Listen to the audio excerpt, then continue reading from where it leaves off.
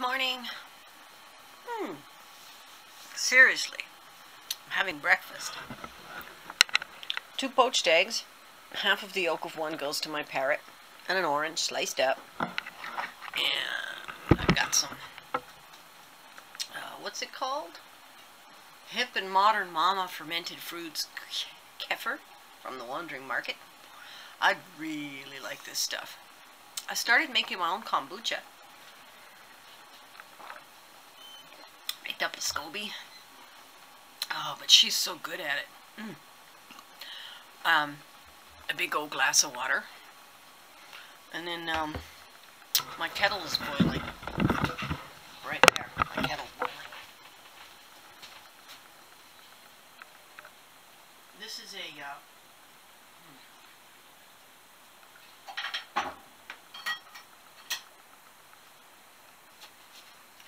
This is a Belgian coffee filter. Stainless steel. It comes with a little cup that is too small to use, because who drinks coffee that small? Belgians, I guess. The Belgian coffee cup it comes with is ridiculously small. It's like this little short thing. It's for people who drink the coffee black. I've already preloaded this with microwaved almond milk and maple syrup. So underneath this little dealie, it's making proper coffee. See, drip, drip, drip. It's got a husky hair on it. Oh, I get a lot of husky hairs in my life. Pardon me. That's the light fizz in here. Fermented food. Fermented foods are consumed because they've got probiotics that help your gut bacteria. And whether it's kefir, kombucha, kimchi, sauerkraut, sourdough even, brewer's yeast, there's I'm not sure if beer's all that good for you. Well, I guarantee that the beer you're getting at the store isn't going to have any live bacteria cultures left in it. Yogurt, yeah, that's the other one I was trying to think of, but that's dairy. And for a while I thought I could bypass lactose intolerance with yogurt, because I thought, well, don't the little germs in there eat all the lactose? But no, sir. Did not bypass lactose intolerance, and lactose intolerance is a most unpleasant thing. So, I got my poached eggs.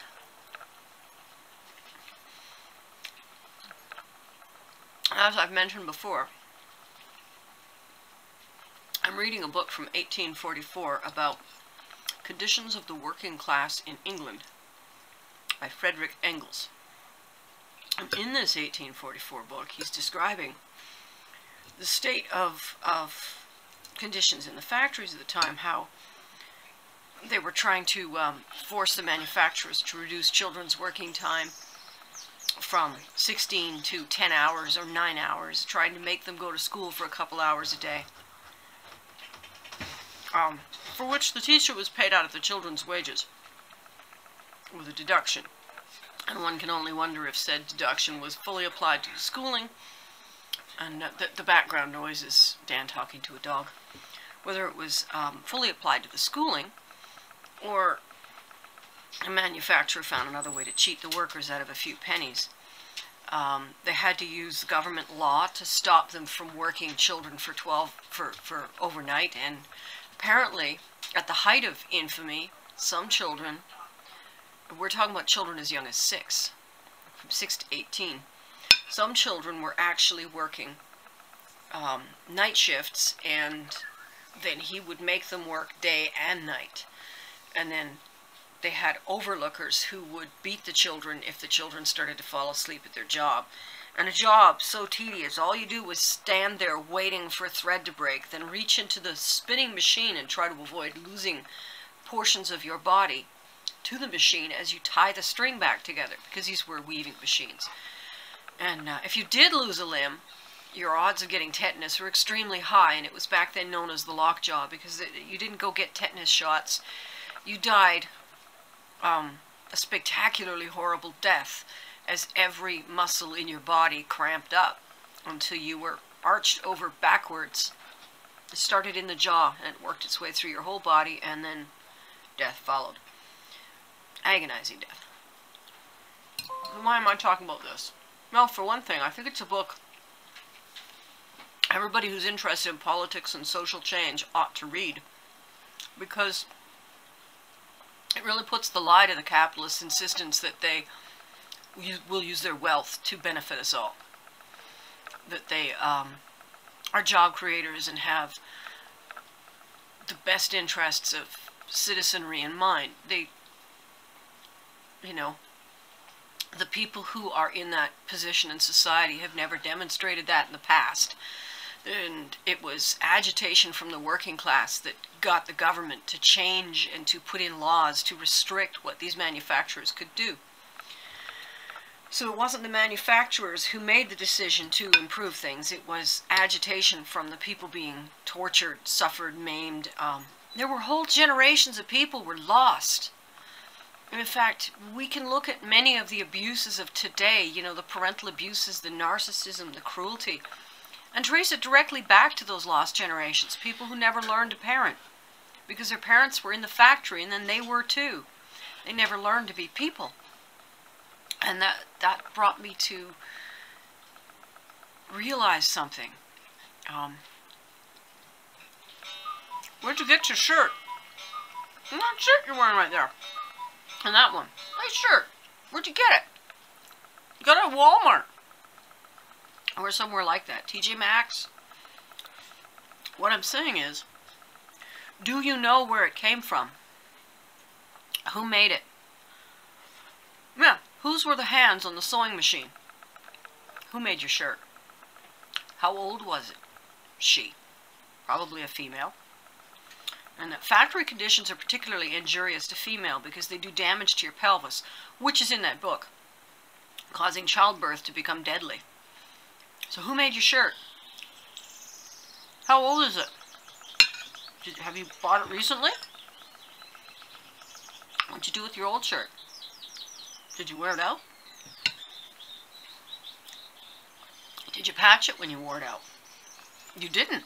You don't know how to sew. That's the solution, you know. I don't kid you not. You, me, and the guy next door, we are the people for whom the manufacturers are now enslaving new workers. Underpaid and overworked, these people are now enjoying the benefits of factory work, probably pretty similar to what the people of 1844 were going through in England. That's one very compelling reason for you to read that book. Unfortunately, most of you won't. The language is very educated. He uses words like they were intended to be used, not like enemies you skirt around. He knows how to use the English language, and he uses it well. Superfluous is an example of the kind of words. Eponymous.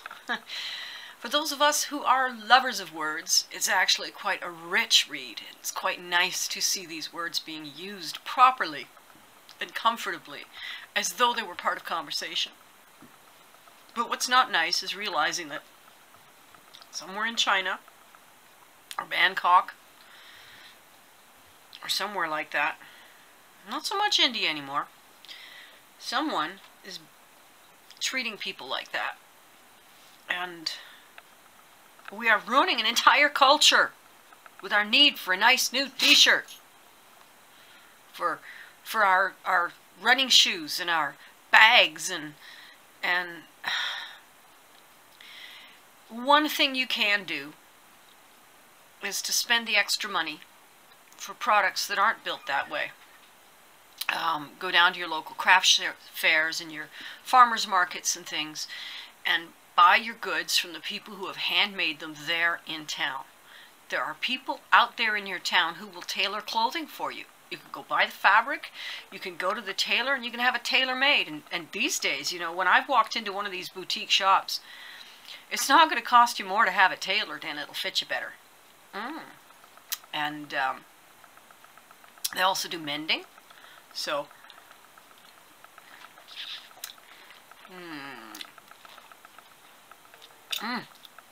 boy, I like those. So you can have your clothes mended, patched and repaired.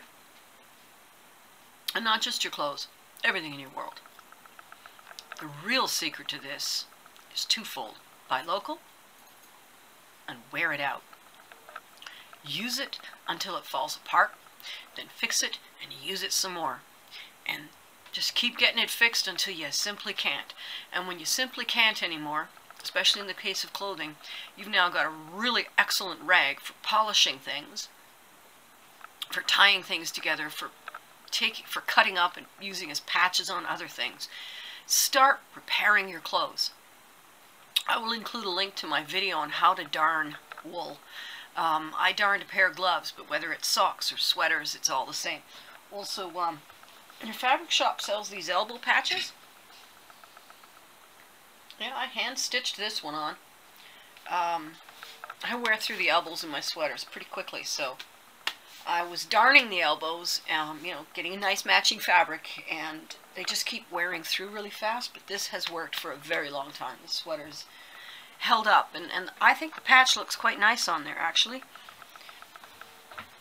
Don't you? Yeah, it looks like it was meant to be there.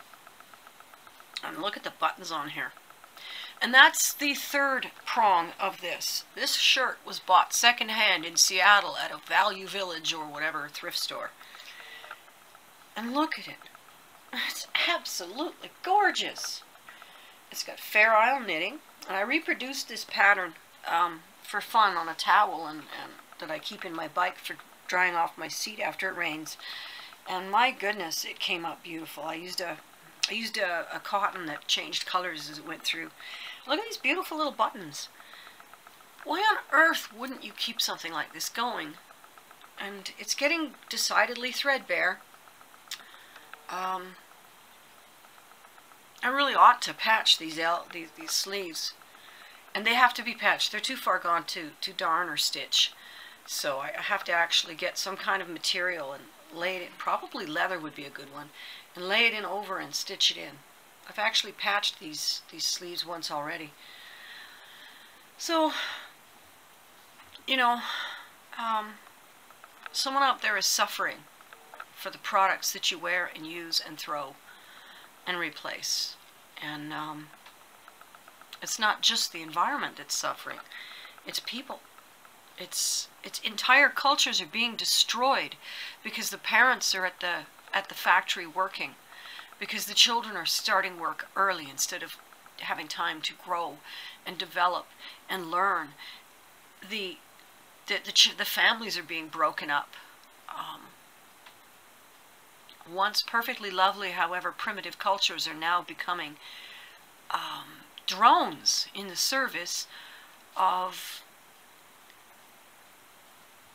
your running shoes. Think about it. Seriously. And please keep that old shirt on a little longer. And when you see someone wearing something torn and patched, don't point it out except to say something positive. If you're going to point it out, go, hey, you reuse your clothes until the very end. That means you care about people. Something like that. Or like, just don't make fun of people for wearing torn clothing. If it's got a stain, there's a way to deal with that. I kid you not. You tie-dye it. And I've done that. I have a skirt, for instance, that I sewed up in high school. And wore it until it started to rip and got really badly stained. Then I bleached it and tie-dyed it and tore off the panel that was ripping and continued to wear it in a punk style. As it started to fall apart again, I just grabbed safety pins to repair it, because in this case, it was a punk skirt. It was black and red. It was. I still have it. But I've stopped wearing skirts. And I can't wear this skirt anymore, because since the colostomy was formed on my belly, clothes wear differently. They fit differently. They hang differently. And since gaining weight, my legs aren't comfortable being naked like that anymore. And it's just, yeah, and the fashion thing, being fashionable, I don't know. I still have, you know, I never really understood how much I like fashion, because I don't like high fashion and I don't like corporate fashion. And so I always thought of myself as anti-fashion. But since I've been, there's a channel called The Ultimate Fashion History, and it's got a Facebook group, and the more I watch and I see things like her style icons, like she did Edie Beale. Edie Beale was one of the people in a documentary, oh, I don't remember the names of things, but Edie Beale was a relative of Jacqueline de Bouvier, who had moved back to take care of her mother in their old house as it fell down around their ears. And the dive from wealthy to utterly impoverished was so extreme that they got documented. And Edie didn't give up her love of fashion simply because she couldn't afford clothes. She started tying scarves into skirts, and you know, something broke, she put it together with safety pins. If she wanted something tied a certain way, she just knotted it up, and kind of the kind of fashion I've always been doing. And Prof H was talking about this and how that she was fashion forward and fashion conscious, and she started showing how modern fashions now are doing exactly the same things that Edie was doing. And I'm like, you know, I got to get some pictures of some of my creations and put them up and show them off, because I once made an entire Sheena Queen of the Wild costume out of scrap fur from the thrift shop. I had a mink bra. I had one of the first mink bras ever made. There was a rabbit fur skirt, and there was gauntlets and shin covers, and I made this wonderful little wooden sword that I hung at my belt with a hammer hanger. I gotta show you the sword. That's where we're going. We're gonna look at my one day, so my battery died. So I was told not to keep this thing in the window. He said because it looked too much like a real knife that someone might break into my house just to steal it. It's just plywood and paint. It's a good costume. Thing is, I'm pretty sure you can't actually take it to a cosplay, to a convention, because you could actually stab somebody and harm them with it. So it's a nice little prop, but anyways, I've kept it all these years. I think it's time to get the paired up, and the house is about to get chaotic and noisy, and the battery died, and it's probably been a half an hour, and now I have no way of knowing if it's been a half an hour, because I can't go a whole another half hour on this. The camera goes for 30 minutes, then it turns off, and then I know it's been a half an hour, but the battery died before that, so I won't have, that's why I won't know how long this video is. Okay, see you tomorrow. Bye-bye.